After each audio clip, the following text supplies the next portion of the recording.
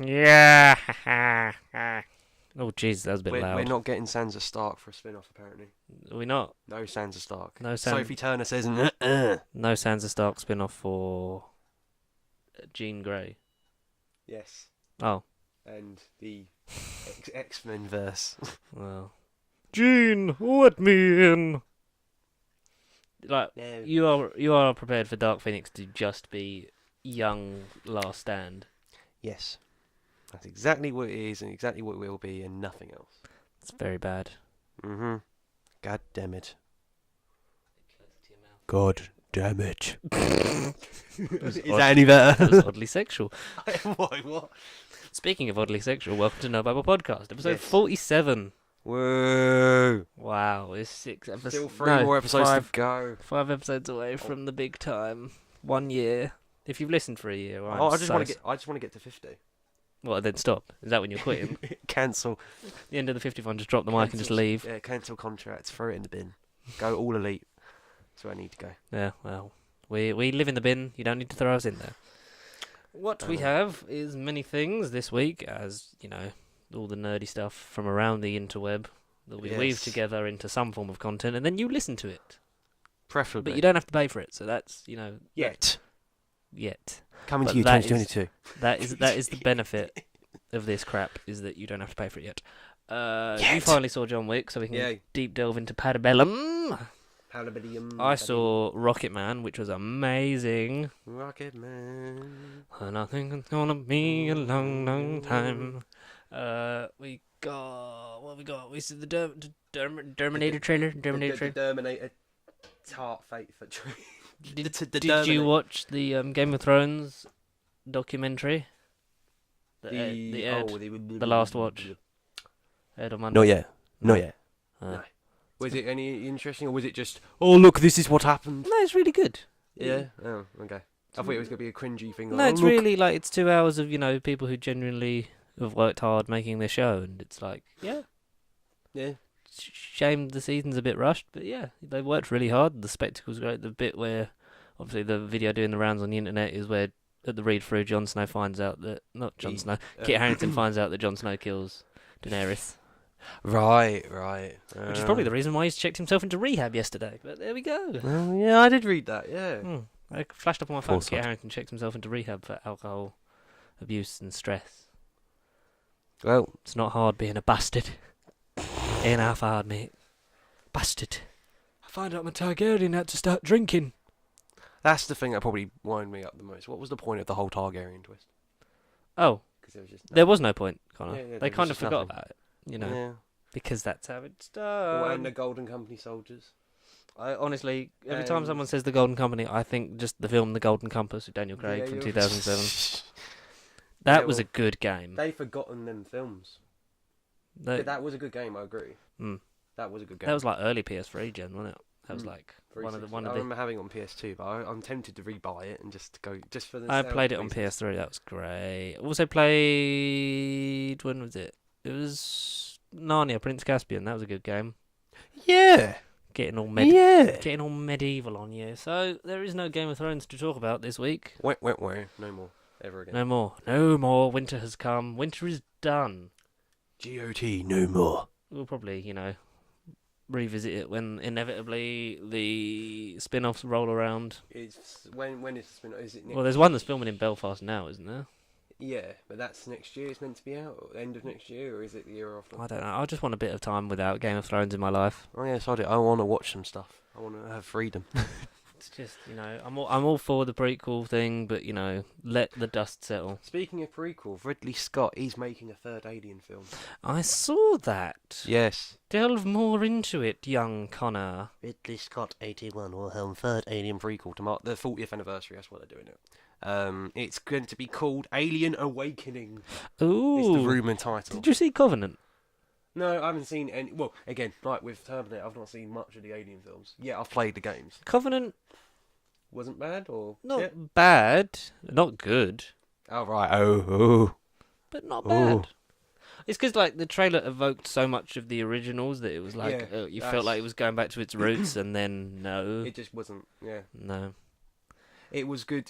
From what I heard, it was like you say, good aesthetics to the original, good homages. But then it carried on the weird storyline they've got with Prometheus, because it's a follow-on to that, isn't it? Yeah, because Prometheus come out, when was it, like 2011? And then it was like set 12, I would have said. it's around then, isn't it? Something like Something like that. And I think it's something like 30 or 20 years before the first Alien movie. Yeah. I haven't rewatched Prometheus in a long time, and I probably won't. Oh, okay, that sums that up then. Yeah. Maybe. All right. When the next one comes out, we'll do a big an alien alien fond. That is us dedicating to another 50 odd episodes time. All right, cool. By which time one of us might have killed the other. So. Well, Or Matt might be back. Never. That's currently the sound that his arse is making, apparently, after his holiday. Behind the scenes. Yeah. Okay. Well, he had a good holiday. All right. Just not all of his body liked it. Where did he go? Tunisia, I think he said. Tunisia? Yeah. Where? I've never heard of Tunisia. Have you not? I can't say the name rings a bell. It's like near Africa, I think. You know. Okay. Standard is classic Matt. He doesn't go for the conventional Benidorm, so you got to give it to him. He has to stand out. Yeah. I don't blame him, because now I'm curious what Tunisia is, but if you say it's Africa... Tunisia is a country. No, it's a city. Yeah, I think he went there with his missus for a week, so I think he had a good time. There was turtles and stuff, and there was a beach, so... Ninja Turtles? Yeah, there was actually a rat that was training them. Matt was the rat. Oh, right, yeah, well, that kind of makes sense. Matt became... I can see that.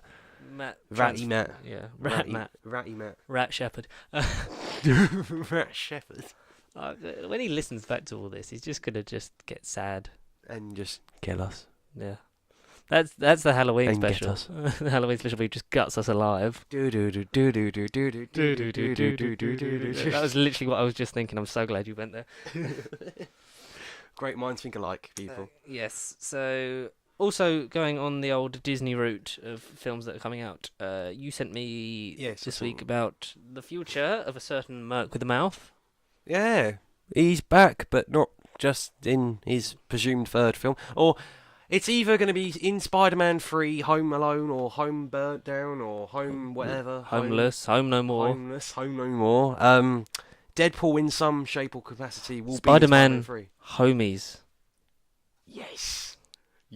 And then it's the bromance. Oh my god. Spider-Man Homies. Make that happen. Kevin, make it happen.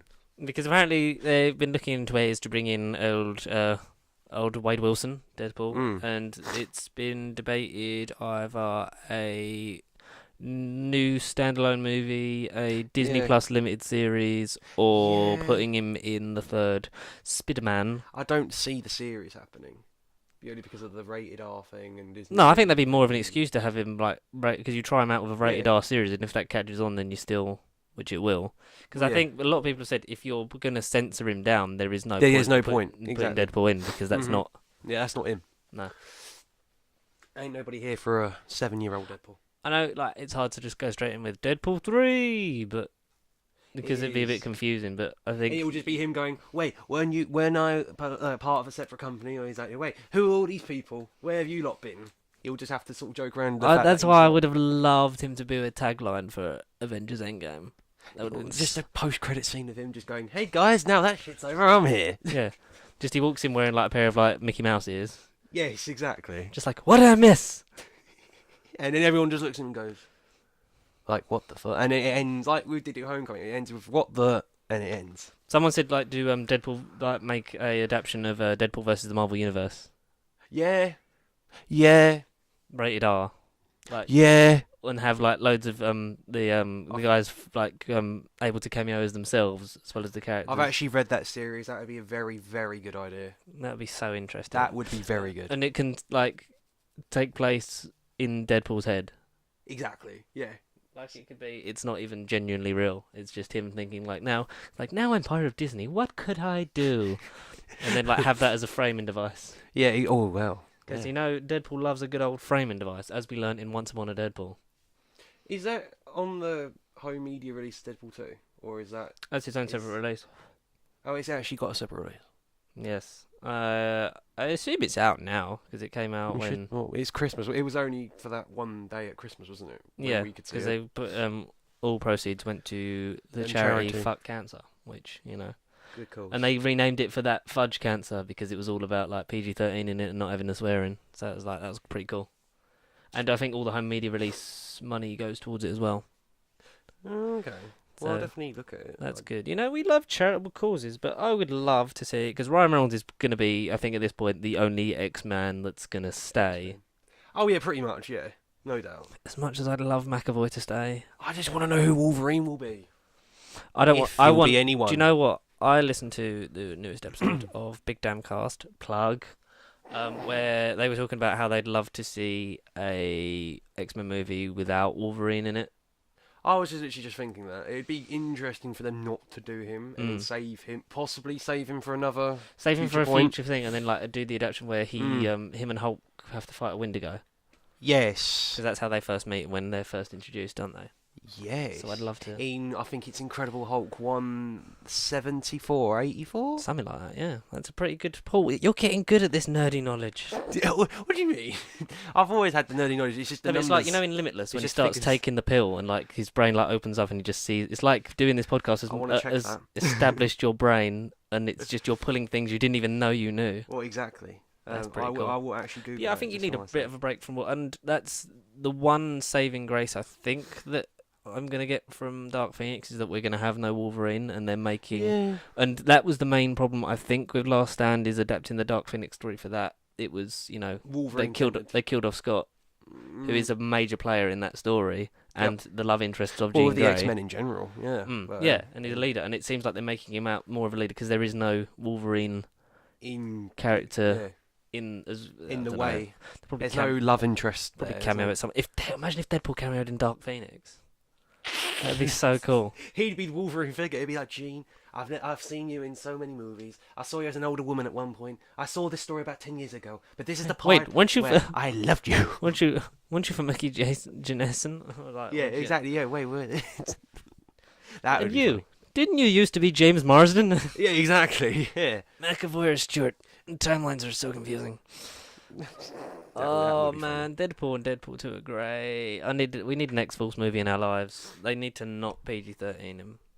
Oh, Incredible Hulk 181. 181. You weren't far. I thought it You was said- 84. I thought it ended You in were- 4. To be 3 issues off on a Yeah, guess, no, that's yeah. pretty good, Connor. I'm proud of you. Wait. So am I at this point. But. Yeah, well done. But yeah, the problem is because you said also they want to get Sony are more interested in putting Venom having a face-off with Spider-Man. Yeah, Which because makes they've sense, always said 'cause- that's the plan, and then Marvel, the MCU, Kevin Feige has always said no, there's no plans, and then Sony have now stepped up and said, look, we want it to happen. It's just basically two sides of a story that But may or may Marvel not happen. Studios have the creative control. Well, yeah, But Sony make all the money. So you'd let Marvel Studios do their thing. Well, I also read, though, it was also reported, like they did with Peter Parker to get him into Civil War, they made a deal. Yeah. It was reported that they did it with Tom Hardy as well to get him in the MCU, and then apparently it was denied. Mm. That's what I mean, it's just basically, did it happen or not? We won't know at this Well, point. apparently also because it's 3. The contract is 3 solo films, Yeah. and then whatever spin-offs, like whatever, like team up, like the Avengers and stuff like that. But they've got they've got Tom Holland down for a full solo Spider-Man movie, so they were like planning to like pull him back and then have him like, oh, you like this version of Spider-Man? Like he's still like Sony have still got him, like we've still got him. Like come and watch him face off against Venom. Right. Which is the danger of this deal, which is why they should just buy him back. What is that? Just bring everyone back. Just buy out Sony. You can do it. I assume it wouldn't be long until Disney would do something like that, but Sony is a much bigger company than Fox. So, True. Oh yeah, very true. Very true. Mm. But They'll keep goddamn PlayStation. God, imagine if Disney started making PlayStations. Jeez. But then they might stop cancelling games like fucking Disney Infinity and stuff like that. Well, yeah, or just ending them. They've started doing really cheap reductions on the Lego Dimension sets. So that's tempted me to sort of maybe give that a go. Have you got it, or did you not get it? No. Just asking. Like that Skylanders and Disney Infinity, I'm not paying all that money. Well, you really you had both of them as well. No, like Oh. them get like I don't do them sorts of games where it's like you have to like buy the game and then keep buying you this. bought them both and then I might do Lego Dimensions now. That's happening. Like. Oh yeah, no, and also because out of them three, purely because of what I've seen, I'm not just saying it because it's a plug for Traveller's Tales, but it is the best one. It's just like Lego Doctor Who is worth it alone. Yeah, I know. Yeah, stuff like that, and then you got like the Wizard of Oz, Back to the Future, like all these like franchises crossing over, and that's the only like because I want to play that game for that aspect of it, but because the expense of it, it's like, is it worth it? I might give it a go because as you know, I'm the Lego guy. Just purely buy what you want to buy for it. Don't get everything. I've almost perfected Lego Batman. I need to get back on that. It's been a couple of months. I need to get back on Lego Batman.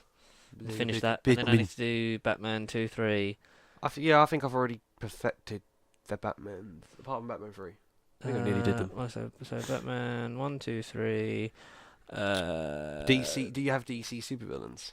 I'm not really big on the create your own character thing. That's why I didn't really play DC Online Universe. Oh yeah. Even though that was free, it was like, I've got to do. What else have I got to do? Lego Marvel Superheroes 2. Yeah, I still need to get on that. I've done like most of the others. Harry Potter I need to do again on 360. Harry Potter I need to do the remaster. Yeah, I've done the remaster. Ha! So good. It's really confusing though because when they split the gamer score, it's like 990 for the first game and then like 1010 for the second game, which is really annoying. Well, that's stupid. Why can't they just put the numbers together and not split it up? Yeah, just literally split it down the middle. You idiots! But jabronis. We're getting a bit off track, which is what we do and what we're known for. So, where were you talking about? Speaking about getting back on track, they reckon they're turning around the old Terminator franchise. Oh yeah. Terminator Dark Fate trailer dropped last week. Terminator Dark Fate. As it normally does, just after we record the podcast, something happens in the world. They said that 4 years ago. Which is really annoying. The franchise, but I mean, it didn't really deliver. So, 2015, we had Terminator Genesis. Literally cis. Genesis of the Daleks. Genesis, yeah, Genesis. And it was crap and was meant to start a new trilogy, and it was set before... What, all the others? Before the first one, because the Terminator had then... They took risks. It's set before the first one, and the events of the first one start to play out, I think. Oh. I literally haven't watched this since you know what? I don't know nothing about the film, but that was a bold idea. Something at the cinema, and John Connor becomes the Terminator.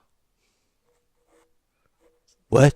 that was the main that was the main thing, was like, jeez. Wait, he's a Terminator, and it's like, but they put that twist in the trailer, so it was like, oh, well, they basically ruined it before it even came out. Yeah, and it had Emilia Clarke, Jai Courtney, who gets a lot of shit because he's in a lot of bad movies. He is, but one of them I don't mind. As bad as Suicide Squad is, yeah, exactly. He is fun in that. Fucking good in it, yeah. Captain Boomerang.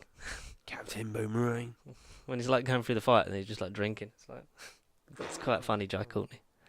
It's a shame that you're bad at everything else, but it's just so like generic. And then Matt Smith was in it, and Matt Smith was Skynet, and he was meant to have a major. He was a computer. He was meant to be a major part of the franchise going forward because it was going to be a new trilogy with, them learning to be together, and then eventually probably having John Connor and something. Because Kyle Reese doesn't die in Genesis, so he's still alive and lives in the past with Sarah Connor, and it was like, wait, what? Because fans will know, Connor maybe not so much, that the whole point of the thing is that John Connor sends Kyle Reese back in time so he can become his father.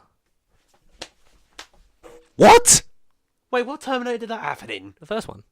So, yeah, because all I remember is literally Arnold chasing down Sarah Connor, and she was with some other bloke. Yeah, Kyle Reese. Who's Kyle Reese, yeah. Yep. But then he's Thingy's dad, John Connor's dad. Yeah, because they fall in love, have a bit. See, I don't remember them falling in love, though. I just remember them on the run. Yeah, and then I think it's just like, the whole heat of the moment. And I really do need to watch it now. Because that's what happens. He becomes his father, then dies. And then, fathers him, dies, blah, blah, blah. And it's like a cycle. It's like kind of like, it's referenced a lot, like with paradoxes, like.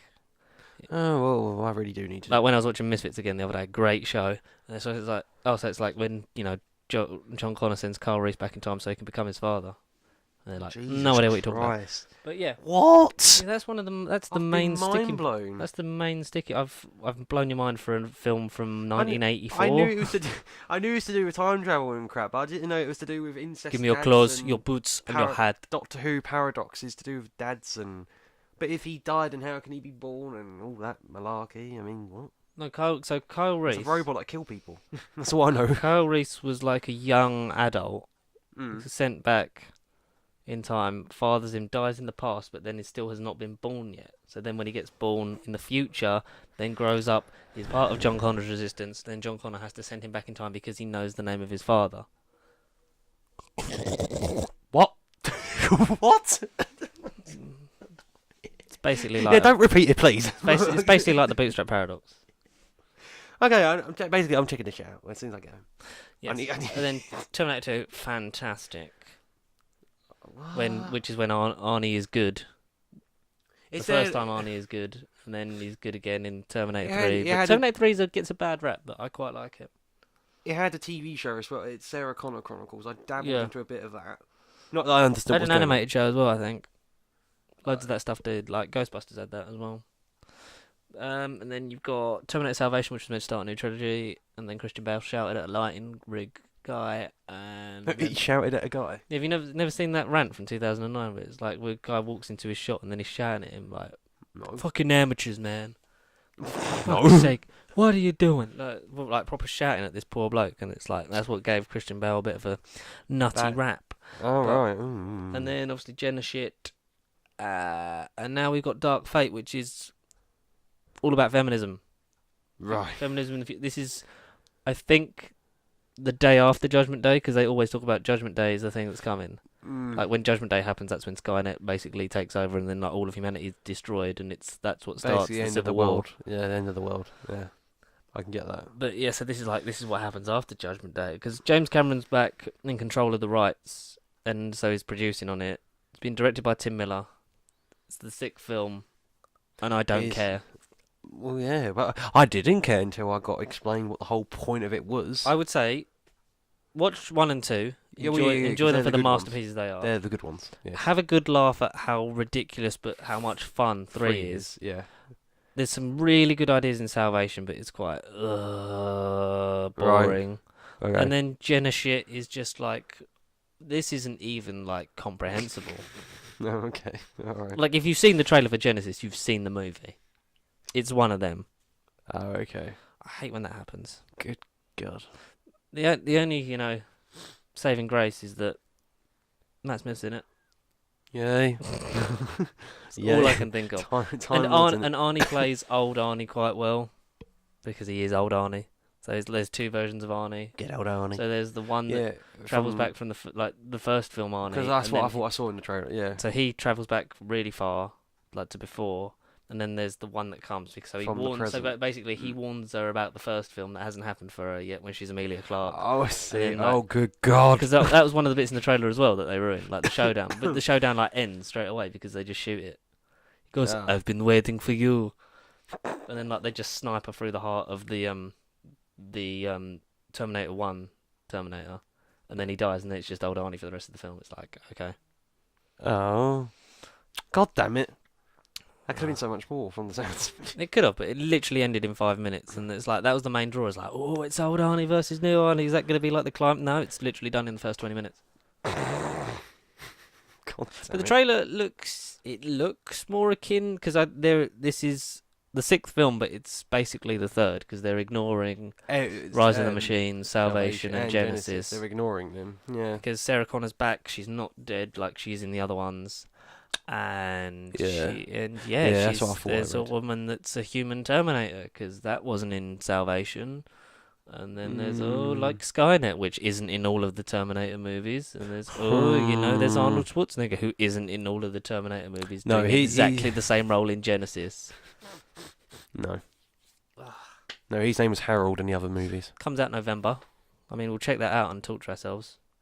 I'll have to just It's like, did endure you ever it. see The Predator? Like the one that was like The recent one. yeah, the recent one. That's another. It's literally so Alien, Predator, and now Terminator are 3 franchises I've been wanting to get into. I just haven't been bothered to watch any of them. Well, I know what we're doing on Unsocial Commentary / Film Club. Yes, please. Thank you. You pick. Well, preferably the beginning. So We'll do one of them. Film Club's going to come back. I don't know Yeah. when. I don't know how. But it'll be, if you like a group of people sitting around talking about films that you might have seen, then or if not, in my case, yes. then come on the journey with us Yes. and get mind blown. Coming soon. Yes, because we are collaborating with Dark Nuke in the coming weeks, hopefully. Dark Nuke Studios. Been exchanging communications with Thomas, and yeah, we're up for it. There's some funny stuff we want to do. Is he just a one-man army, or is there other It's him people? and Keys, isn't it? Have you watched their stuff? No, I've had a look. But I haven't gone through their archives, if you will. Tom has just unsubscribed. Yeah. I'm sorry, Tom. Sorry, Tom. I'm sorry, Tom. I have looked at your stuff, genuinely. I have looked at your stuff. But by the time this episode comes out, you'll have watched their stuff, right? Yes. And I snapped, so I guarantee it. You snapped, so he tore a hole in our dimension. But in the other dimension, I will. I can't be asked for Terminator, but I'll see it. Because I have a Cineworld Unlimited card and I like to torture myself. Oh, I want to see it now. I'm going to see Godzilla King of Monsters. Yeah, And I'll see, tell that I'm not bothered I'll about. tell you for why. That I'm not bothered about. I'm not bothered about it because King Kong versus Godzilla after this is going to seem like the biggest anticlimax in history. Because they're gearing up for, it's Godzilla versus King Kong, these two, but it is against, like, King Ghidorah, and there's Mothra, and there's all the monsters. Like, he teams up with the monsters to take down King Ghidorah. Like, what? How do you top that? The 3-headed dragon thing, and you're just going to make him fight a monkey? That sounds...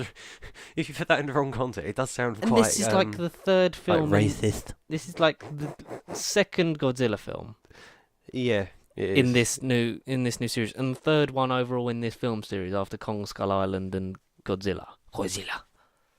Yeah. Oh, it's just like I'm gonna see it for the spectacle because that just looks like it's gonna be a big CGI fight. Yeah, I'll see it. I guess. I'll just have to... Another thing. So, Terminator, Alien, Predator, Godzilla, and if I have to watch bloody King Kong, then so be it. Watch the watch the 2 earliest ones and skim through the Peter Jackson 2005 one Yeah? because there's some fun stuff with Jack Black in it. And there's obviously, like, it was motion caption. It was Andy Serkis that was playing King Kong in King Kong. So, do that. And then see, Kong Skull Island's quite fun because it's set in the Vietnam War. And it's got Tom Hiddleston and Samuel L. and Brie Larson. Oh. And John C. Reilly. They call him Kong. He's king round here. But do you know who's king of the box office at the moment? It's not Endgame. It's Jonathan Wick. I get it's a big deal, but I get the opening weekend. That was its victory, fair play, but it didn't have to beat Endgame. Endgame's not going to be the highest grossing film of all time now. No, It's on 2.64 billion. It's only gone up a little bit. Saying it like it's nothing, but it's not like it's gone up significantly. But I think because what is John we're Wick like sitting? we're like 100 million out. What is John Wick sitting at then? If Well, Avengers since it opened, 180 million, which is an all-time franchise high.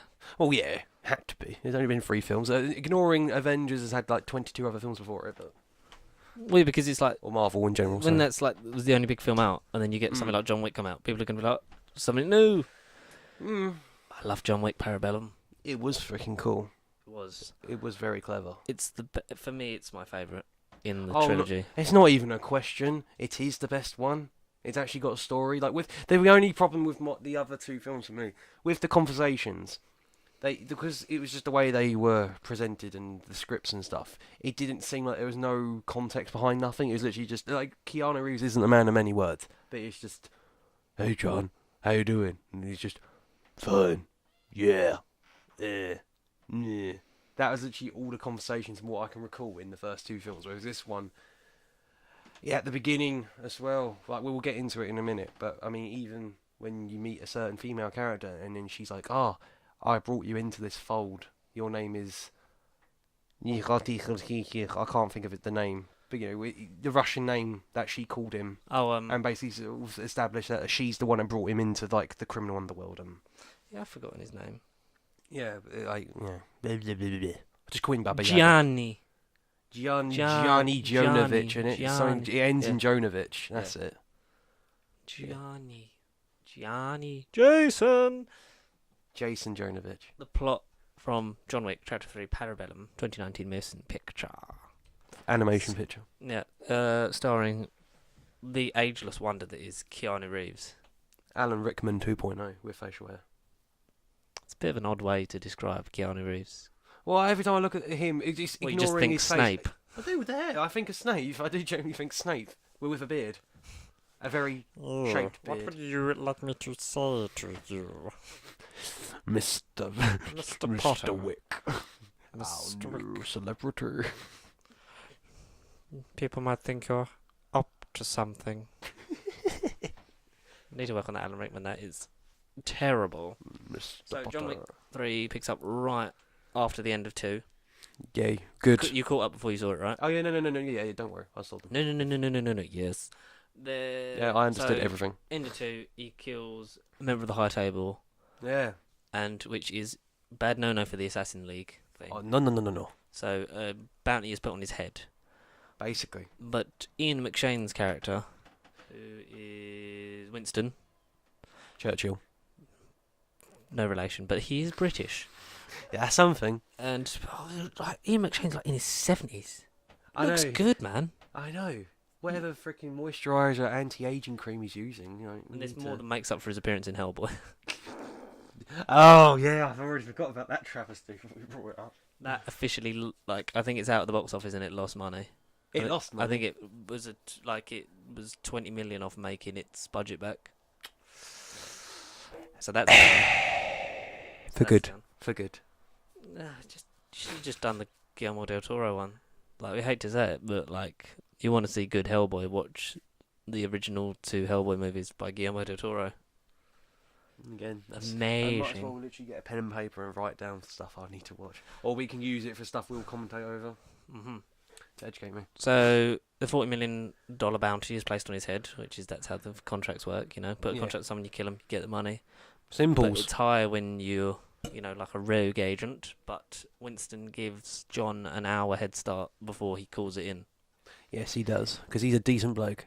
So we pick up with John running in the rain with his dog that he got from 2, wasn't it? Yeah. Because it's all started because of a dog running through the rain. Woof woof. Still got he's still injured, still sort of limping and hobbling. He's trying to make it to the library. That's right. Gets in a cab because it starts off a bit, because he's, like you say, travelling to a library to get. Gets in a cab, but then he sends the he gives him the coin. Yeah, gives the driver the coin and sends him to send him to what's the hotel called? I keep forgetting. Continental. Continental. Yeah. Just so many words. That's what I mean. He sends the dog safe because hello turf, you're not allowed to kill on it. Yes. It goes to the library. It starts, which is the best bit of one of the best fight scenes ever in the thing, because he gets the giant geezer's there. Forget his name. Juggernaut. Basically Juggernaut without the X-Men armor. The Juggernaut. Bitch. So he opens the book, gets there's a picture of his wife, his coins, his necklace, and all that stuff. So all parts of the high table stuff, all the contractual assassin treasure things, we'll call them. Hidden stash.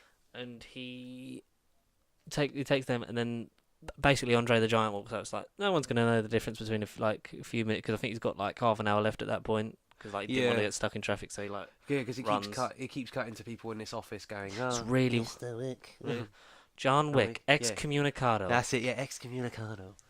In 30 minutes. Yeah. But that's really I love the editing on that, because it starts off slow, but then as it gets closer to the end of the hour, then it's picking up the pace between where it chops between the office, John looking at the clock, the Continental, because Winston's got his clock. Is do you think he'll make it up? It's about to happen. Yeah. 40 million bounty on his head, and every person wants a piece of it. I'd say the odds are about even. Yeah. He gets and then it's this wicked fight scene where he just has a book, and then he's just because he's getting thrown about, he gets stabbed in the shoulder, a deep cut that he has to see to later. A manly wound, yes. And then it's when he like beats him up with the book, like punching through the book onto it. And then when he puts the book on the table, Where he and actually then breaks the guy's neck on the book. Yeah. So I went with Conor. He And hits him like 4 times. went with Conor, and it was the first John Wick film he'd seen because he wanted to catch up, but only what was only his two reaction to only it? two. He literally was sitting there just like, Yeah. okay. So this is. I literally went, and that's John Wick. That's John Wick. And he goes to because the rule with when the contract's live on your head, you can't get any help from any other members. Yeah. Which makes sense. And he goes to the doctor. I forget his name, but he's a really nice bloke. And he's got like 5 minutes left. He's like, there's still time. Like, Oh yes, yeah, the guy at the helping beginning. me, so he starts like stitching up his Wound. wound, Mm. and then it gets to bang on like was it Midnight. like 6 o'clock or something? It I gets thought to it was midnight, but I don't know. Was like, it? ticks over to the hour, and it's done. It's like so he has to stop. It's like, sorry, John, you know the rules. And so then John finishes it himself.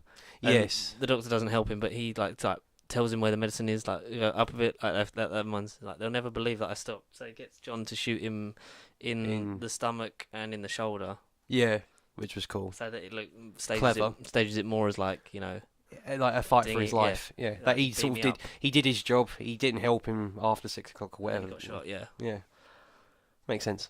And then John on the run with a gun is there's some great like there's the level of like stunt coordination and stuff. Oh no, like you said, yeah. Newfound appreciation. Newfound appreciation, yeah. You totally respect it, and I agree. After watching it as well, I was just like literally mind blown. I saw it with my nan. Bloody And hell! she was just like, "This is too violent." I was just like, "Well, the first 2 films ain't none of this," because it literally starts off. Both of the films. This is kind of a retrospective of the whole franchise, but like the first 2 literally are like 30 hours conversation. Then you get the odd action scene, and then a lot of convo. With this one, it's bang bang action. You get 30 minutes of action, then you get conversations, and it's more bang bang bang. Yeah, I think the feel. benefit of having this being the third film, that is, because like you've had all those like build up, so this is just Yeah. pure. But like This the is, like, the action first ramps real up one. between the first and the second one, it ramps up. But this is just like a whole nother level. Yeah. In a way, this is like the first real one. Because Just the first kicks off 2 straight feel into like it. set up. The first 2 feel like set up. Oh, but and they're this is still like great the beginning. movies. Oh yeah, no, I'm not saying they're not. No, I agree. I love the first one. The second one's also amazing, but this one, Just insane. knocks it out of the water. is that the Both. fight on like in the museum, the weapons Mm. museum. Mm. Like he's like trying to cobble together all these like revolvers just to try and get one that works. Like Yeah. fires off one bullet and kills one bloke, and then it looks like, you know, the bit that I said like seemed like one take, where it's like in the hallway with the knives in the museum, Yes. and then Yes. literally just like cuts between them, breaking into like cabinets, throwing them at each other. And throws at the guy at the end. When he gets the axe, he just axes a guy's head in half, and it's like, Yeah. okay. And that's like a good like 15 minutes that It shot, isn't is. it? It is. Just constantly, and there's like no music. It's literally Nope. just like the Nope. actors, like as it swivels around down this corridor, just like throwing knives at each other, and then just dead bodies, and John just leaves. He just walks away. He doesn't say anything. When he just kills walks off. when he kills them people with a horse. Literally, Yeah, like, drop kicks. it just moves the horse over, slaps it on the arse, it just kicks out, breaks the guy's neck. Does that again, and then when he's riding the horse, and then he's like down the side, like hitting them, and then like shooting them in the hell. Oh, it's just There was a lot. because Of that's the pistol one bit in the kills. trailer was like he's on a horse, but like because Yeah. he like because after the museum bit, like he's in this funeral parlor. Yeah, funeral like, parlour. with the horses that drag the carriages, Mm. and like, and then he's riding the horse down the street. Literally every single fucker is after him in this film, and it It's just- sounds. It's a bit like like horde mode on a game, like when you got Oh, yeah. waves of enemies, Yeah. and John's just really good. Like he's the newbie kid that's been playing it since it came out, and he's just insane. It's Gears of War horde mode. Yeah. Even when he runs out of ammo, he's just like punching people. Like he uses the most inventive ways to kill people, like with the horse, like with a book. Mm. I'm trying to think of other stuff. Like Like like you say with the book at the beginning, that bit really got me. that was like okay. Yeah, I was like, That sort of sets yeah. the tone. Like it is literally non-stop action, but there's still the story going on, and it benefits from building up over the last 2 films. Because you've got Lawrence Fishburne, is back. Yeah, as who actually has a bigger role as well. Yeah. Mm. back as The like Bowery King, the innit? Bowery King, like Mm. like basically like king of the tramps, The underworld. Yeah, Well, like the Baker Street like children that like Mm. The homeless kind Yeah. of, yeah. the homeless network from like Sherlock Holmes and stuff like that. It's, Mm.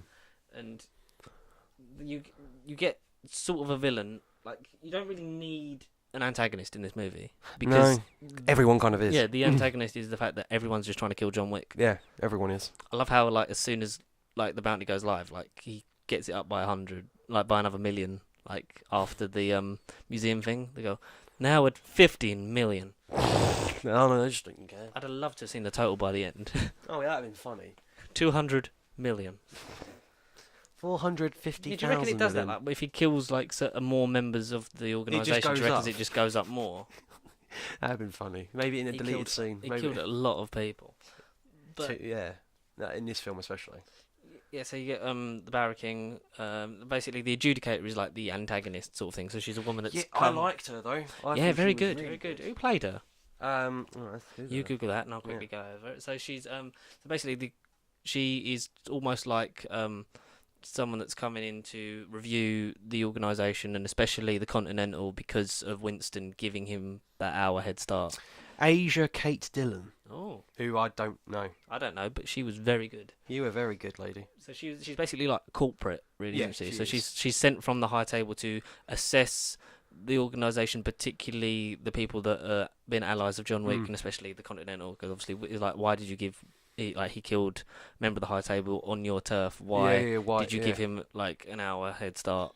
She starts questioning everybody. Yeah, so she like goes around to all these people that have helped John, like saying to Winston, like you've got a couple of days and then like you're gone, like you're no longer manager of this establishment. Yeah, that's it. Yeah. And he obviously flat out like refusing. And we get back to that. You get Russian woman who helps him excommunicate because he goes to her to get extradited to. Where does he get sent?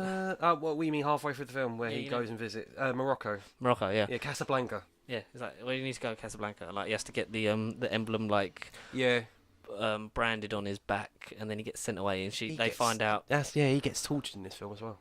They find out, and she has to put her hands together and gets a sword through her hands. Yeah. Lawrence Fishburne, the barracking, gets 7 cuts for 7 days. Yeah. 7 days of the not killing him, I think. Yeah. Yeah, because he says like, I believe that all contracts are optional, and I don't have a problem with John Wick. And they're like, why haven't you killed him? Yeah, that's it. Yeah. Which is true, because you don't really get that aspect. Like with everyone, it's like, oh, there's the money. Like obviously going to go and try and kill him and the money. But with some people, it's like. He must know. It's like, exactly. Like it's John Wick. I'm not going to try. Yeah, exactly. I'll be dead. Idiots. So he gets cut up a load, and then you don't see him for a lot. A good bit of the film. Don't see him for a while. You've got. I kind of forgot he was in it, and it was like, oh. What's the name of the concierge at the Continental? The concierge. The name of who? What do you mean by concierge? The guy at the reception desk. Oh, guy with glasses. Yeah, bald guy with the glasses. I always want to remember his name too. Because he's basically like the right hand man of Winston. So they're both under scrutiny because like the Continental. When he travels to Casablanca, you get the thing that was promised in the trailer. You get Halle Berry. Just carry on waffling while you find out his name. Like you say, she didn't really have a big role in it, but she was. Yeah, it's like really not that much of a big part, but what she does with it is amazing. So he goes like to her version, isn't it? Really, of the Continental that she runs, but she has to follow rules and like. You find out that he helped get her daughter out and get her safe. Previously. So, they have, the blood debt thing, that's not been introduced yet, is it? Because I don't remember Lance Reddick. That's the... Lance. Yeah, the guy with the glasses. Yeah. The concierge and Winston's right-hand man. In every film, he's, welcome, Mr. Wick. He's like, oh, what? But in this, he's, really in it. Yeah, really in it. The blood debt, was that just this film? Because I don't remember it in the first two. When you get, the coin with the bit and you prick your finger and then put the blood on it. Yeah, that is in this film. The coin's in every film, but not the blood thing. Yeah, the blood. Yeah, but then he also gives someone something else, and that weren't in the film. But I said to Nan, like, there's the coin that's in every film. I was pointing her out. I was like, yeah, there's a coin. They have coins to identify that people will know, part of the organisation. Because there's people in the organisation, everywhere. That's the thing that's... So there's a coin where you flip it open and you got, if you... owe a debt to a member of the Super Assassin League, we're going to call it. Super Assassin League. It's just got to streamline it. You prick your finger and then like smear half of it. it with blood, and then to repay your. Then when you repay it, you smear it with your blood, and then the debt is paid. Yeah. But John's got that on with Halle Berry. Yeah. So like he owes her a debt. She owes him a debt. Like to get him out, to get him close to her old boss, who's Bronn. We're getting away from Game of Thrones, but yeah, Bronn. Yeah, Bronn's in it. Jerome Flynn playing with a very unconvincing Italian accent. Yeah, it was very odd. It was very odd. No, don't do this. No. You know, these are things, and Mr. John Wick. It's like, why don't you just let Jerome Flynn speak normally? Yeah. It would have been much more interesting to have him Northern. I was a knight of the Blackwater. See, my fighting days are behind me. I've still got a few killing days in me. And he really meant that. So, but yeah, he's, because he's trying to work to get his bounty, like, reversed, basically. Yeah. There is a way, but it's, like, a really high up that you need to find. Like, Jerome Flynn, I don't remember what his character's name, and I can't be asked. He basically says... Another one. He basically says, you got to walk in the desert until you're almost dead, walk some more, and then if he wants to find you, he will find you. So, but a big fight ensues because he wants to keep the dog, because she's got two massive, like, attack dogs. Barada. And he wants to keep one of the dogs, and she says no, and then he tries to kill it, or tries to shoot it, and then it all just kicks off, and it is one of the best fight scenes in the movie. Every fight scene is amazing, like, for different reasons. It is. And they're just shooting. They all just come out of nowhere too. I like how it flows. Like you see, like the dogs will like dive like up over the table, like bite someone, pull them away, and then it like swivels round to what Halle Berry's doing, and then you like go to John, and then like shoot it, and then like the dogs run through again, and they just take out this whole like sort of castle thing of people. And fortress of people. And he goes to... Oh, thanks for that. No problem, pal. And he gets to the desert. You kicked your fucking thing down, you bastard. Jon Snow's a bastard. Oh, no, he's actually dead. The microphone's dead. Honestly, got to stop kicking stuff. I'm trying to kick stuff. Got that. Well, exactly, and you blame the wire. Cut the wire. Can't cut the wire. Cut It the doesn't wire. fucking work, you imbecile. Anyway, Imbecile. So then she takes him to the desert, gives him a quarter of a bottle of water after she drinks it, and then spits it back in. The debt is considered complete, and that's the last you see of Halle Berry. And then he wanders the desert, Buggers off, passes out, finds the boss man, who I don't remember. I can't remember his name either, but he was just a geezer that you see for about A geezer in a a minute. tent man. 5 minutes, 10 minutes, if that. Yeah.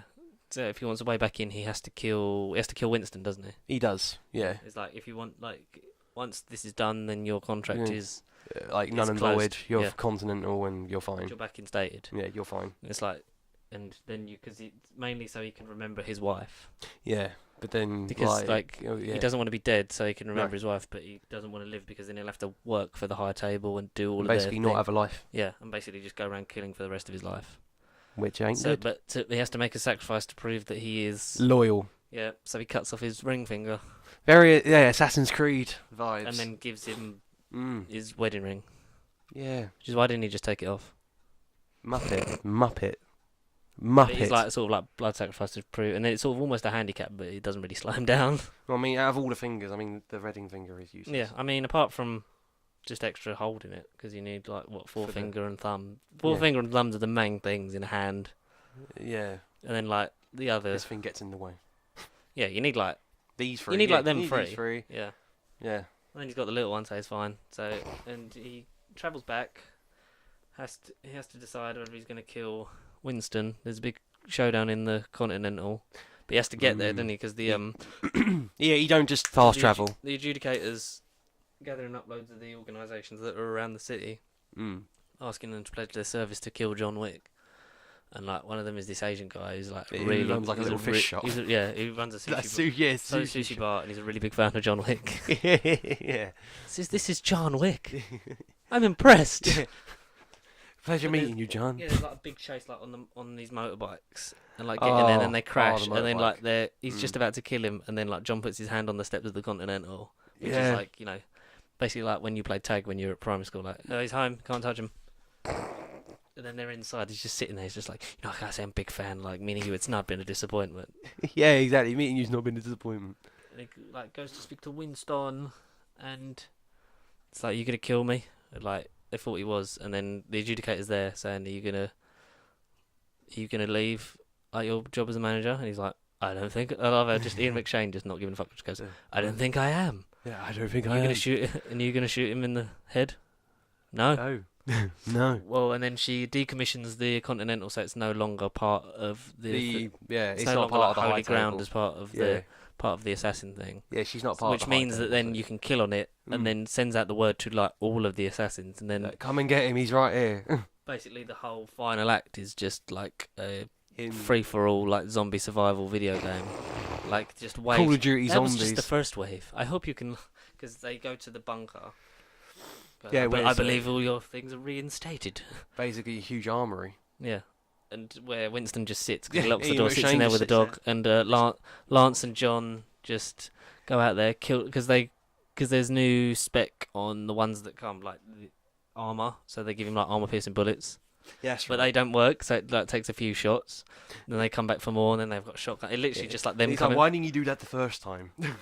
It's honestly like reloading and getting your weapons before another wave of like enemies hit on a game. Yeah, isn't no, it, but really? I just love though when they go back to the armory room, you just hear like the nice little like quiet like Just the music on incidental while he's hotel while music he's in got the a background. scotch, Yeah, it's just so sitting there with the exactly. dog on the sofa. Again, man, they have their very short conversation, but it's just very humorous. And as soon as they go outside, and it's like right back to business, and Yeah, they and go then killing. back to like intense and killing loads of people, and like And you just just keeps have to- going and going. And they call like it's a truce for a bit. Like the adjudicator is. calls a truce so they can like talk, because like she keeps ringing Winston, Winston, and yeah, keeps one putting the phone point- down. No, it is fun. I hope you ding. And then she's just in her room like, Parlay. wait, what? Yeah. Parlay? Yeah, Parlay. parlay. Which I just in my head I just kept quoting Pirates of the Caribbean. Parlay. Parlay. They Parlay. have a parlay on the roof, Parlay. and they what is it? They have to Have a chat. They have a chat about like what they have to do about Wick. well no, just like the whole situation. And it's like, and then what do we do about John? And then like he's like, oh, obviously he has to die. And then like shoots him with the bullets that aren't Yeah, that Winston can't go gets through his because gun all out. all the clothes are like armored, aren't they? That's the thing. Well, That's yeah. the thing that's sort of established more in this is like everyone's got a level of armor Ben in their protected. clothes, because like shooting it, you just see the bullets like bounce off him, and then like John falls off the roof. Yeah, Winston then like seemingly turns There you go. evil when betrays him and goes, "Yep, there you go, But job's done." but it's seemingly evil and betrays him, but he also knows that like John's not going to die from that. Well, yeah. So like he falls and like he's injured, and that, and then so she reinstates the building. Like people are allowed back. Like it's now part of the whole thing again. But John's body's gone from the alley. It's like, where's he gone? It's like, well, he can't have gotten far. But he also knows that Dun, so he dun, gets taken by one of the Barry King's lot back to the underground, and like it ends with just Lawrence Fishburne giving a nice monologue like, I'm pissed. Are you pissed, John? Yeah. So then like the fourth one's going to be they go after the high table. I absolutely had so much fun in this film. It's It the is- longest one. Oh yeah, by miles. Yeah. It's the longest one, but it doesn't feel it. It just feels, because you're literally, it's like breakneck pace. You're like bang bang, like, because all the action scenes break up everything, and it's just like I think the before only you bit know that it, sort of dragged for me was there's too much talk in the middle, but then like you say, the beginning was excellent. I think when it went, think you to need that- freaking Casablanca, Morocco. walking him in the desert was a bit. Yeah, but that had to happen to sort of, because I know otherwise, it had to happen. because you had like the big fight scene, and it just sort of like lets it settle, because then like a whole thing is like, whoa, another fight scene, so many people have died, and then you just like have that moment to just like breathe, and then you're like back into it. But I love, like, Keanu Reeves has said like he doesn't want to kill this film with sequels, but he'll keep making them as long as the audience. He'll say, I'll stop making them when the audience stops going. Mm. And you can tell by the increased like amount that they're making, because like the budget for the first one was like $20 to $30 million, made like 70 then right. or 50 or something like that, and then it was like 40 to 50 for the second one, made like 78, and then this one was like a 70 million budget, and it's made like 150. Oh right. It's only getting onwards and upwards. And they want to do Ballerina, a spin-off about the the dancing like Russian assassin Lady. part of like leg of it, which is great, because I'd be up for that world building. Like it's sort of it is. it's what I sort of wanted from Kingsman, is like to sort of like build up the different things that you've you've already established. Yeah. That's what I felt with John Wick as well. It needed to sort of it's sort of basically the first two films, like you say, have set up and hinted at the bigger world of John Wick, and in this one we get so much more seen, but there's still so much more that they can branch off and do. There is definitely stuff. I would be more than up for like multiple like film series of just like the different Prequel worlds stuff? in it. Yeah. Prequels? Maybe not prequel necessarily, because there's not really much that you, apart from I think maybe seeing how it's with starts. the wife and how they kill the wife and Yeah. stuff. Yeah, that's all that's all that's needed. Apart from that though, it's like not really, because a lot of it is sort of pre-established, and enough of the basics to not need to know the whole story of the organisation. They also want to do a crossover with Atomic Blonde. I read that. Yeah, I am up for that. That would work.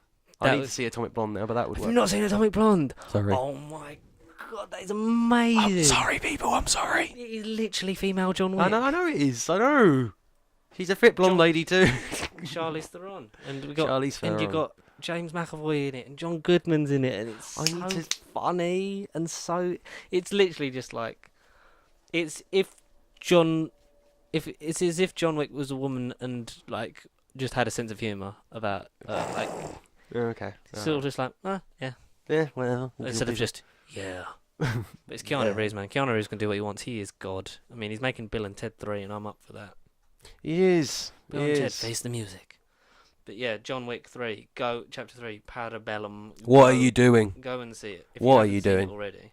If you haven't seen the first two, I mean, everyone I spoke to is like, whoa. I can't see the third one because I don't know the story. And I keep saying to people, you don't need the story because this is like the beginning of it, really. Well, like, a little bit. It's like the thing I said to Conor. Is like I'll be confused. Like it's because it's a really simple concept to pick up. It is. Like he got it. I said like the only thing you really need to know, like narratively from the other two. He killed a bloke from the end of the second one. You literally just need to see the end of the second one, right? Essentially, to get the story that runs into this. Yeah. But apart from it, it's just so good, so much fun. 10 out of 10. Keanu Reeves. Amazing. 11 out of 10. No, it was good. Yeah, it was very good. It's not mathematically possible, darling. For getting into a franchise in a week, it's one of the best ones I've just randomly gone and bought and watched. I'm glad I did. You've enjoyed it? Yes, very much so. It hasn't been disappointed, unlike other things, but this one's been definitely worth it. Excellent. From one Game of Thrones actor appearing in a film that's not related to it is another. I saw Rocketman. Wait, some Game of Thrones guys in Richard Madden, Rob Stark. Of course he is. Yeah, because I didn't recognise him. Yeah, of course he is. My God. Okay, so I saw Rocketman on Saturday. For context, it is Wednesday, the 29th of May, 2019. 2019. Yeah, it's 2019, Motion Picture. So, it's the story of one Mr. Elton John and his life. The only way to live his life is through his fantasy. Oh. My God, this film delivers. Oh, okay. So, it stars Taron Egerton, Jamie Bell, Richard Madden, Stephen Graham, Bryce Dallas Howard. I forget who plays the Nan, but she's the Nan from Bridget Jones. Oh. Bridget's mum. Bridget's mum, that's it. And amazing, because have you seen Bohemian Rhapsody? No. Because I have problems with that, because it's mainly just them performing the songs. It is amazing. Like, this film has a fantastic narrative device and a fantastic way of having the songs in it. It is basically a musical, but what Dexter Fletcher, the director, said is that a lot of times memories can deceive us, like in our own head. Like we remember things more of a certain way than other people do. So a lot of it, like you'll be remembering more of the good than the bad, or more of like the bad than the good in certain situations, depending on how you feel about it. Right. So it's him progressing through his life from child to teen to young adult through then I think it ends with his rehab.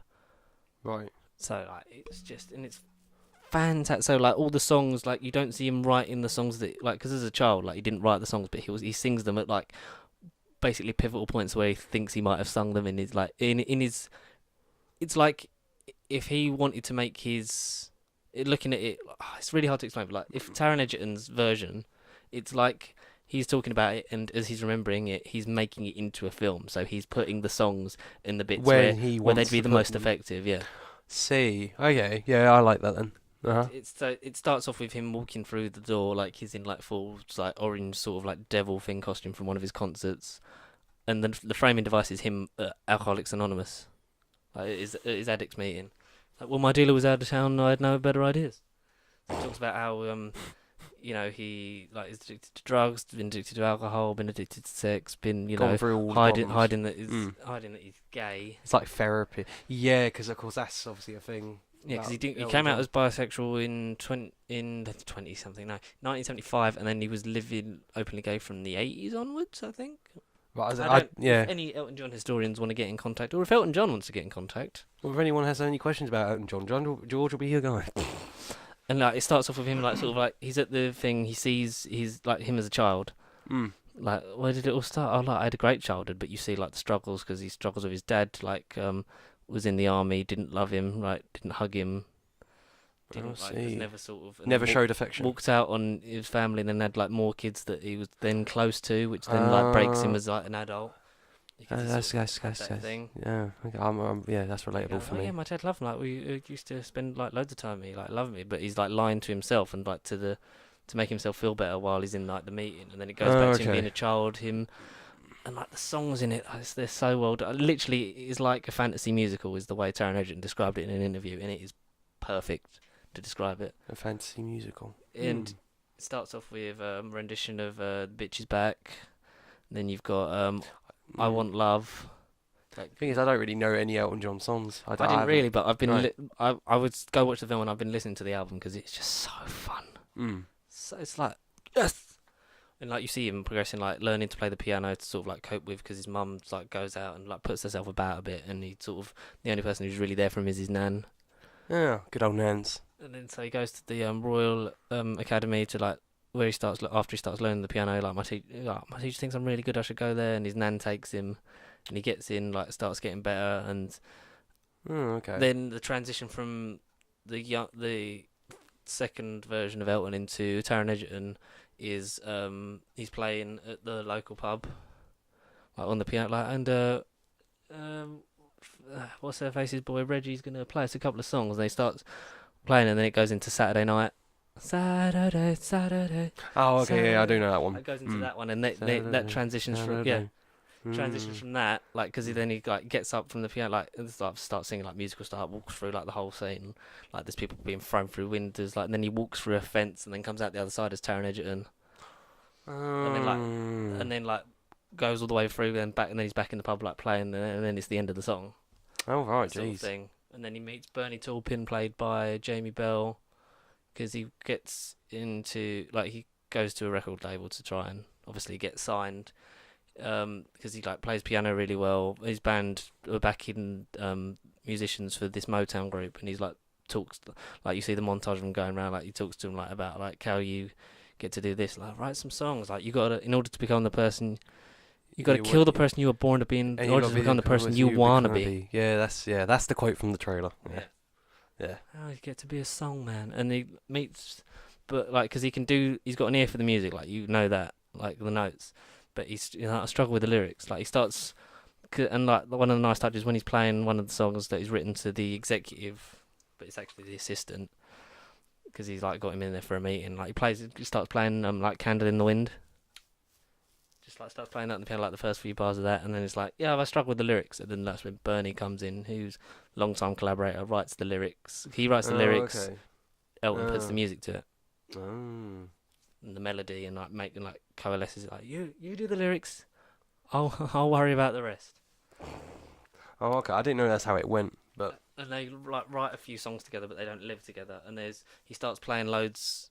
There's like bits where he'll just play like bits of his songs, and then it's just the guy played by Dick, the executive of the label, played by Stephen Graham, is really funny. He's like, shit. 99% of them sound shit, but it's that 1% I'm after. You two need to go and live together for a bit, so you're actually working together, come up with a song, and change the world, lads. Is that how he actually? Basically like along those lines. Like he's like go along, and then He does sound funny. oh, he's really well played. And then they go and like 99% shit. yeah, shit. The Well, 1%. no, it's like one of the ones he starts singing, like playing and singing. So like some of the hits in there, I don't remember, like because I think he plays about 3 or 4. Bullshit, lads. Bullshit. No, he goes, one of them, like he starts playing, he goes, "What the fuck is that?" And so then they What change the song, try fuck that is one. it? It's like no. I think 99% of them are shit. But they go off, they live together, obviously get drunk, have the life. Elton's obviously like throughout the film having more sexual experiences with men, while also like still having girlfriends. So he's like, because they say to him like, because he's biased, yeah. like, "Oh, you gay?" And like he goes, because one of the Motown people like, "Well, your friend is a pufter," and like Bernie goes, "Are you Elton?" Because he changed his name from Reginald Dwight to Elton. Because obviously you got to kill the person you were born being. He was like, yeah. He so it's listens like a to new that. like thing for himself. He listens to that. So yeah, when he's renamed as Elton John, but Bernie still like sometimes calls him Reggie, which he hates doing in front of other people. He's like, "That's not my name." Okay. Oh yeah, he goes, "Would it matter if I was Bernie?" You know, because he was just like, "I don't know, like I don't know what I am." It's like, "Would it matter?" He goes, "No, not to me." Oh. Oh. And then like there's a bit where he tries to kiss Bernie. He's like, "I love you, man, but just not in that way." Oh. So Okay. they're more like a relationship like brothers. Like I see. because they say like, "No, you're my brother, man." Oh, because I didn't know whether they were together or. No. I don't know. I literally don't know. If the advance. I don't know the story. I don't know of if nothing. him having a sexual advance on him was true, but they are just like really good friends, basically like family. Yeah. They've been together for so long, and then they get kicked out when because he's seeing the landlady, Elton, and it's like, "Elton, you want to come to bed?" And he's just like, and then it's like, "I got to tell her," and then they get kicked out of that house and have to move back into his mum's house, and like so, he comes down just like. Just like literally just in a pair of pants and a dressing gown. Yeah. It's like, "What are you planning on doing today?" Like, and then and Bernie's writing these lyrics, and then he goes up for a shave, and then Elton takes it to the piano and starts playing, and it's Your Song, Oh, okay. and it's just like him, like he's just like thinking about it, finds the notes, and then just plays it and sings it, and they've just come down and they're like, "That's it, that's the one." They take that to the label, and they're like, "Okay, Yeah, what, lads? okay, you want a free album deal?" And they send him on a tour to like start sort of to like clubs around America to sort of like start getting like a name for yourself. Exactly, get it known and spread. Getting it viral. And once again, Dick's great again because he's like, just go over there, make some music, make some money, and try not to kill yourself with drugs. Try not to kill yourself with drugs. True story, folks. True story. Now fuck off. Get out of my town. Yeah, and they take the assistant with them, and then they start playing. So they've got more songs they keep writing. They've got like hundreds at this point. He sounds like Jameson from Spider-Man. He's basically British Jameson. Good job, Hogger. Now get out. You're fired. Get out. What are you waiting for, Mel? Get out. You're fired. You're unfired. I need you to come here. But like, so they go to America, and then he says like, buy yourself something, let them know who you are. Like that sort of that sort of like sows the seed for him being extravagant in his shows. Like, buy something, let them know who you are. Like have like a persona sort of thing. Yeah. And they go to this American club, and he plays Crocodile Rock, which is one of the older ones, and it's the bit from the trailer where he's floating away from the piano. Oh, okay. And that's sort of like, because it is literally like one big music video. This film, like with the music, it is like the way like it makes you feel, because it's like represented, because all the people in the club like lift off the floor like they've just been sort of like gone into deep space and there's no gravity. It's like how the music like lifts you. I see. And then it snaps back and they all fall down, and then the music just because it's like slow motion when it happens, it cuts back and then it like goes on. Okay. Then you meet Richard Madden, who plays John Reed, who was Elton's manager. Oh right. Ah. And he manager and lover, and they hit it off. In the first ever studio film to have a gay sex scene, which is which is about damn very time. Much about the time, yeah, exactly. Like, and surprised they haven't done it already. Between Taron Egerton and Richard Madden, so I mean, Go for it, lad. Exactly, and like because Yeah. I've seen the behind the scenes things, like they, you have to like do it accurately, and neither of us were frightened of in intimacy in that, like, because this is our job, like, essentially, like, this is like what we do, and they play it, so they like sleep together the first time, and then like form like some kind of relationship while he's like becomes professional as well, like working with them. Carry on their shows, like they start traveling around, like writing more music, getting bigger and bigger. But it never like specifically like you never get to him like we're doing like this album now, like with Bohemian Rhapsody, which I hate. Like we're doing this one now, we're doing this, and then we're going to play at this concert. It's like you're just trying to name drop all the references. It just has the through line of it's just them writing the music. Yeah, okay. And as it gets louder and more extravagant, then Bernie's like, yeah, I just need to go home and sort of like find myself. Maybe you should come home too, John, because at this point he's like playing like to sold out baseball stadiums and stuff like that, and just becoming like this mad world renowned star. But the drugs are still, and he still feels lonely. See. So, and Bernie's like, maybe you should come home too. Just find maybe me and you just writing music like we used to. And Elton's like, no, you should go back, like have a break. Like it's good for you. I can work with some different writers. It'll be good for us. Right. Oh. And you can see Bernie's like a bit upset that he's like leaving like he's losing, he's leaving him on his own. Yeah. And he's also like he's losing his friend. Exactly. And the relationship with John Reed ends because he's basically sleeping with everyone. Like one is like because he comes out of his house in LA like not knowing what day it is or how he got there, and John Reed's assistant is giving him oral sex, and that is like, don't fucking do that to me. Like my mistake was thinking that you ever loved me. Blah blah blah. Like we are done. Like as a professional, like done on like the relationship basis. But he stayed the manager with him until '98, I think. Right. Oh, it's for that long. After everything. Yeah. He still stayed with him. It ended with court cases in real life, and he had to pay Elton John like 3.4 million. Right. He owed him, and his company was revealed to make like 70 million while they represented Elton John. Jeez. It's just star power, and like it gets like more and more like into drugs, and then you get to a point where you get to where he starts the film, where he walks into the AA meeting, like admitting all that stuff to himself, and then he's in rehab. Right. And then Bernie comes back, gives him some more song lyrics. Oh, okay. And then the film ends with him singing "I'm Still Standing." I'm Still Standing. You see, that's the one I know. That's the only Elton John song that I know, and I actually found the other day, and I actually listened to that, so I know I'm Still Standing. He gets he gets up to like start singing it like sort of in a way that's not like the song. Like it's really sad because he's getting up from the meeting, realizing because he forgives himself by like as all the people everything. Like the ghosts around him, like all these people, like his dad's there, like he forgives him for like his dad's there, his mum's there, Bernie's there. He's like, I thought like I'm always your friend, like, but it's all in his head, but like that it's him sort of like accepting it, moving on. And especially after Bernie's like been and seen him and says that he's like he still cares about him, you're still my brother.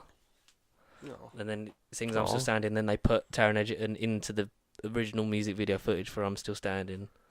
Oh. And then the film ends, and it's fan bloody tastic. Great. Well, it sounds beautiful. It actually sounds beautiful. There's a great bit where Richard Madden sings. Oh really? Yeah, because there's Which song? Or what bit of a song? Honky Cat. Honky Cat? Yeah. One of my new favourites. Honky Cat. Yeah, it's a duet between him and Taron, because it's when he gets, because before when they're in America, he's like, oh no, I've got to stay away for work, but next time I'm in London, like I'll come and see you, like I promise. And then he comes to see him in the studio when he's recording "Don't Go Breaking My Heart." Yeah, Don't Go Breaking My Heart. I know that one. So then they like have it off in like the cupboard, and they're like, but like. No, like, what do you want to do? Like, you can do anything now. Like, what do you want to do? And it's them to sort of like extravagantly going to these dinners and like things like that, singing this song, and it's just really, really funny. Like, the whole thing's a good time. Right. I actually kind of want to see it now. You've sold me on it. Sold. I need to. I do need to see Bohemian Rhapsody. As well, I don't think you really need to see Bohemian Rhapsody because it is shit. It's shit. And that's the whole, because Dexter Fletcher was brought on to finish directing that after Bryan Singer got fired from Bohemian Rhapsody, but doesn't get a director's credit because he basically had to finish the filming and then do the editing. But most of the film was shot, so that's how it sort of works. The thing is, musicals aren't normally the films I would look at and personally and go, unless it was like a group that I know. Yeah, it's like but Bohemian Rhapsody's not a musical; it's a biopic. A biopic. Whereas this is a biopic that's staged more as a musical, which works for it because of how elaborate and bombastic Elton John is as a person. It's sort of like his ego making this into a musical about his life, and it's great. And then there's this what's the song that plays over the credits, and you get the lineup between like screen grabs from the movie and the actual photos. Real life photos. Oh, okay. And obviously you get the bit like Elton, and went on married David Furnish, like, and was, because his mum tells him like, you're choosing to be alone and never be loved if you're like choosing to be gay and stuff like that. And says like, oh, and he finally like found love for real, and he's loved every day properly. Oh. And stuff like that, and how he after rehab and then starting his Elton John's AIDS Foundation, and all the amount of money he's raised. Elton John. So is Elton John is still alive, yeah, isn't he? 72 now or something like that. Yeah, 72, yeah. I'm so good. Original. What's the song? he's Yeah, the still song that plays alive. over the credits is I'm Gonna Love Me Again, which is sung by Elton and Taron Oh. together as it plays over the credits and the various images. But it's a really good movie. Didn't think I'd enjoy it. I was looking forward to it because it was just all Dexter Fletcher and Taron Egerton. Yeah. Because Dexter Fletcher does an amazing job. So you didn't see it this. because it was Elton John, you saw it because it was the actors and... Well, no, like I'm interested in Elton John's story. Like biopics is it's something that interests me, especially when such high profile as him. Which is why I was excited for Bohemian Rhapsody until I saw it and it was just shit. Yeah. Oh, okay. Like that just like plods along. I think with me, it just depends on who it's about. The only thing is like with the Queen music, like lifts that thing because it's like it's still songs that you enjoy. Queen, I would know more than Elton John, but... Oh, like I didn't know. Like I think I know about 3 or 4 going into it. Like I know, well, I know "Candle in the Wind" sort of. Like Tiny Dance is my favourite. I like "Don't Let the Sun Go Down on Me," and then there's obviously "Rocketman." There's "Your Song," stuff like that. But there's like loads in there that you're like, wow, these are really good. Oh, okay. And the whole, I literally like, they've got the whole album on Apple Music, so I've been listening to that. It's fantastic. I cannot recommend. Rocketman enough. No, it will rocket you into the sky, and you'll just be happy watching it. I was the youngest person in there. The cinema was full, and it was like, because I went with my mum. She wanted to go see it. Yeah. Both wanted to see it. I was like, yeah, let's go. Went and saw it. Great film. Yeah, Mum already went to see it at the weekend, and I was working anyway, so I couldn't have gone. But we could have gone any time. Well, not any time really, but I don't know. I feel tempted to go and see it today. I don't know what I'm doing. I might see it. I don't know anymore. Today. Give it a go if you get time, mate. Yeah, I'm currently scouring through the interwebs and seeing what times are available. Okay, so as we round off. You've convinced me again, George. That's what I do. We don't have any emails this week, but it was really fun having emails last week, wasn't it? It was. Got some questions. We want some more. So sponsorships next, please. Sponsorship. So hit us up, nerdbiblecontact@gmail.com for all of your questions, information, and just any nonsense you want us to know or you want us to talk about. At Pasty Sheep on Twitter, Instagram, Facebook. All the socials. Facebook. Give us a like, give us a share, give us a follow, give us a subscribe. More importantly, the subscription is very We're appreciated. Up to 63. Yes. First one in a month. Yes. Onwards and upwards. Exactly. More stuff. Keep it, mate. Keep it happening. Yeah, we got new stuff on the way. I'm not going to give you a date because that would be. We've said it about 3 times and none of it's happened. But yeah, thank you once again for joining me, Conor. No problem, Georgie. And we'll see you next week. It'll either be just us or some other people, or... Oh, none of the above. I need to bank an episode, I know that, at some point. Are you going on holiday this year? Not that I know of yet. Okay, cool. Oh, well, I thought you were going to say, do you want to come with me somewhere? Well, no, because I didn't know like if you were going away if I needed to back, but I know I'm banking one because Lucy will be back on for a pod because she's back from university, so... For Lion King, I know she wants to do something for that, so... Okay. Some more stuff. Okay. But until then, alright. Hold me closer, Tiny Dancer. I don't know what to say to that.